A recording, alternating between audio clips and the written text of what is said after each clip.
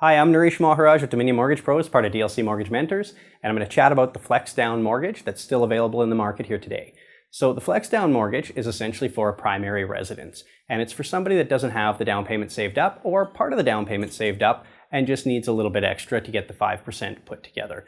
Ideally, you have to have really strong credit for this type of a program, and a credit score rating over a 650 is one of the key factors on there. There's only a few lenders that still support this. Most of them are not national banks, so trust companies that we work with and utilize will support this program.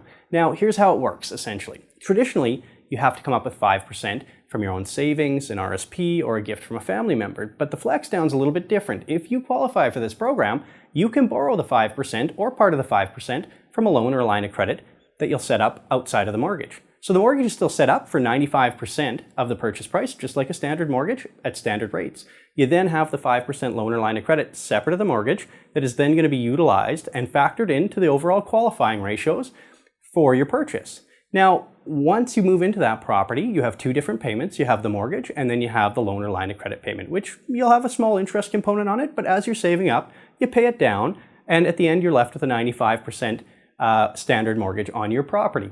Now, when you actually do the math behind renting, comparing renting to a Flex Down mortgage, now even though you have the 95% and you have that 5% line of credit, often within that $300,000-$400,000 purchase price range, the amount of rents in the current market today compared to the payment you're going to make on those two items is very similar. So what's the big upswing on that? Is now you own the property. You get the asset pay down on the property, you get the asset growth on the property, you get the pride of ownership with that property as well too. It's a great way to get into a property before you have the full 5% saved up, and it's definitely something you should chat with a broker about.